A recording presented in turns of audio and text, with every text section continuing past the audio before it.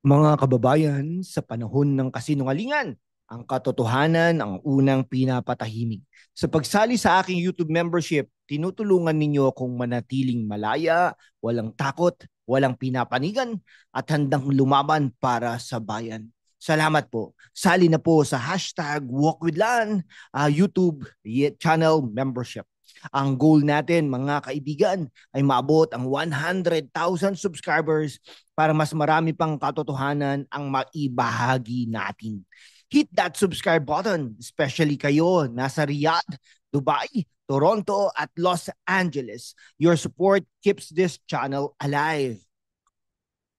Okay, diretso na tayo sa punto mga kaibigan ha. Nagkaalaman na sa House of Representatives noong August 18, 2025 sa simula pa lang ng 2026 budget briefings, nag-clash na sina Navotas Representative Toby Chanco at Nueva Ecija Representative Micaela Swansing.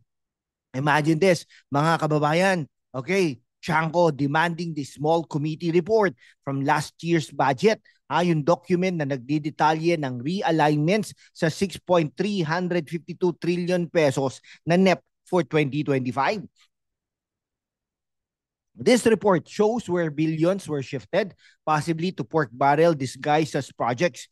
But Swansing, the new appropriations chair, parries like a boxer dodging punches, under consideration at paulit-ulit.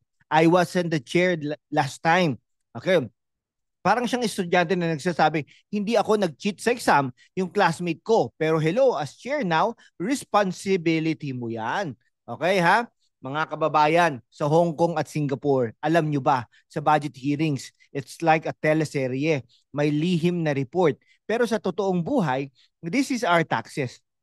Yung pera nyo as OFWs na pinapadala from Jeddah or Sydney. Ayon sa House Rules, Section 35, the small committee report should be public record. Chanco's right to demand it. Balance. Swansing claims it is an internal matter. But critics say it's stalling tactics. Okay, comment down below mga kaibigan. Ano sa tingin ninyo? Like if you want transparency. Okay, let's break it down intellectually. Sino ba si Toby Chanco?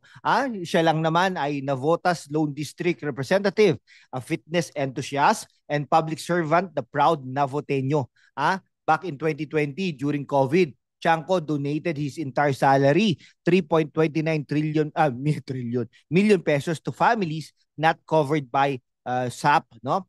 He gave up 2 years pay for the poor. Habang ibang politiko nagpa-party sa ECQ, si Chanco nagdo-donate. Remember, Sinas Manyanita, Chanco was fighting for accountability even then. Now, in this clash, Chanco's hard-hitting, no? Ano itong sekreto? He's favoring transparency, criticizing the lack of records. The small committee composed of select reps realigns budgets, post, and EP submission. In 2024, it added 500 billion pesos in program funds, no, per Rappler reports. Without the report, how do we track if funds went to flood control or packets? Parang budget na small pero ang laki ng butas. Okay, mga kababayan sa Quezon City at Davao, this affects your local projects. Chanco's fighting for us. Super thanks if you agree. Send one from Calgary or Melbourne. Some say Chanco's aggressive, but facts show he's consistent. Critic of pork since 2019, PDAF scandal. Okay, si Micaela Swansing naman. Siya ay Nueva Ecija 1st District Representative, New Appropriations Chair, Family Dynasty. Her dad's former representative, part of political clans controlling budgets. No? In the hearing, she evaded like a pro. This is not us, she said repeatedly. She wasn't chair last Congress. That was Eliseo Aldeco. But as current chair, she controls access. Parang saying, hindi ako yung nag-utos ng extra rice, yung waiter, pero ikaw na ang manager, ha. Yan. Appropriations Committee handles trillions, 2026 proposal is 6.793 trillion pesos. Okay, we will look into records. But Chanco fired back, no archives, violations galore, Yan. Mga OFW sa Qatar at Kuwait, your remittances fund this. Tapos under consideration lang, no? Ay, this smells of cover-up. Echoing past scandals like 2023, confidential funds ballooning to 1.23 billion pesos. Sonsing from a province needing infrastructure, but evasion erodes trust. Okay, share this video sa groups ninyo sa Vancouver or London. Comment if you think she's hiding something. Okay, August 18, 2025, household trends, no? Bigyan nyo kami ng kopya in 5 minutes, ha? Tapos sabi ni Sonsing, suspended daw ang internal matter, no? Talagang Chanco question if it is a secret showing realignments, no? Okay, parang teleserye plot mga kaibigan, no? The Secret Report. Oh, flood control projects, ha? Hindi pwedeng hindi alam ng congressman kung may flood control project sa distrito niya, no? Oh, si St. Timothy Construction pa, no? Talagang na-flag ng anomalies, no? PBBM has a Novotas project, no? DPWH letter, no? If Chanco knew, if Chanco knew, mga kababayan, that's hypocrisy, no? He's demanding accountability across board. Okay. Oh, mga kababayan sa Cebu at Manila, this is Philippine Politics, Budget as Magic Show, ha? Subscribe para sa more breakdowns, like from New York or San Francisco. Okay. Oh, why matters? Philippine Budget Transparency, ha? Oh, talagang mga kaibigan, yung small committee na yan, napakahalaga, no? Sobrang napakahalaga niya. Pero ang tanong, legal ba yan, no? So imagine, an OFW in Dubai sending 50,000 monthly. Taxes go to floods in Nueva Ecija. But if misaligned, parang sending money home, tapos ginastos sa party. Sonsing pushes for 2026 focus. Valid but past since Hond, no? Comment your budget horror stories from Riyadh or Sydney. Okay. Oh, nagkaalaman na, nagkaalaman na talaga mga kaibigan. Chanco as the budget bulldog, biting at secrets, no?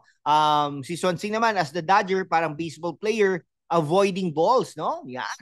Oh, Sara Duterte, so 650 million confidential funds, question also, no? If Sonsing won't release, baka next yung big committee secrets naman.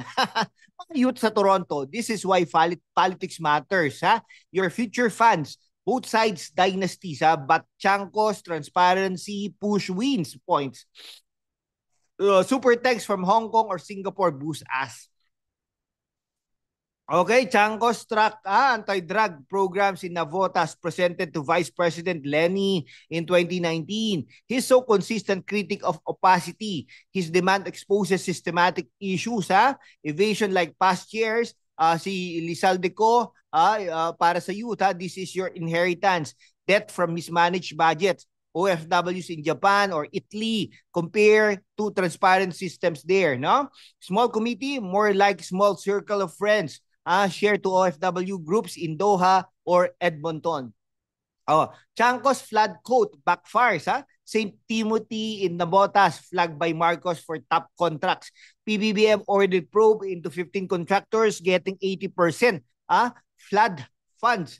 If Chanco knew accountability gap, he's pushing overall reform, no? Si Sonsing naman ay baka may benefit sila kaya, no? Parang flood ng pera ng iilan, Need COA audits, mga kababayan sa Las Vegas or Vancouver. This floods your remittances. Okay. Recall 2020, di ba?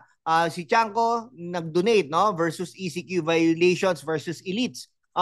Si Sonsing, ano ba ang ginawa niya, no? Mag-comment na kayo, sa baba. Ano ang susunod na clash? Like if pro Chanco kayo, subscribe. Goal natin, 100,000 subscribers. Shout out sa Riyadh, Dubai, Toronto, Sydney, Quezon City, Davao, Cebu. Send super thanks naman from Jeddah or Melbourne para sa ad revenue na makakatulong sa ating content.